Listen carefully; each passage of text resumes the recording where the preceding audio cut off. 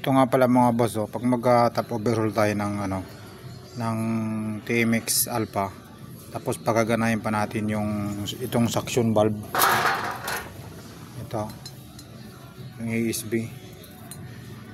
Kung pagaganahin pa natin, kasi iba sinasaraduhan yan dito banda, hindi na yan pinapagana, tinatakpan yan dito. Kaya kung hindi naman tatakpan, maganda itong butas, ito may butas yan dito dito siya mga boss, oh. Ito linisin nyo to kasi nagkakaroon to ng carbon. Ito yung part na to may dawil yan dyan, diba? Linisin nyo yan butas na nyo kasi tagos yan sa likod, tagos yan dito, oh. Yan,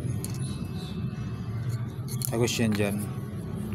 Ang pinapanglinis ko lang dyan yung bakal na yung kakasya lang dyan. Ito malaki to meron akong pinapanglinis dyan.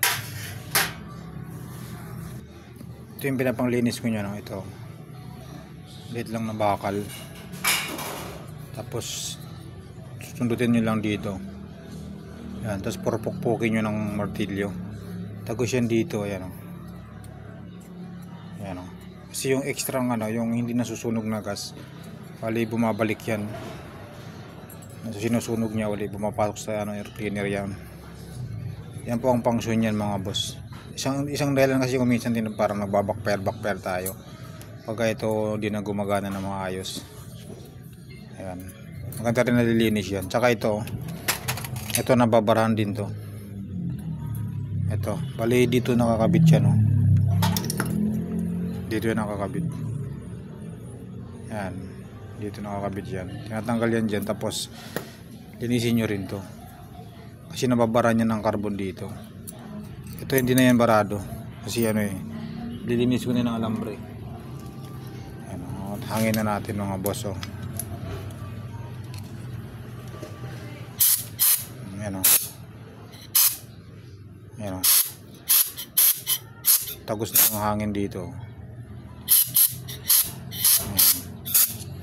Tagos na yung hangin yan dyan. Sabihin na yan. Ayan, oh. Tagos na yung hangin yan dyan. Sabihin butas na yan. Ayan, oh. Tayo nyo gumagalaw. Yan po dilinisin para gumana pa uli yung maganda yung daloy sa air suction valve. Yun lang mga boss.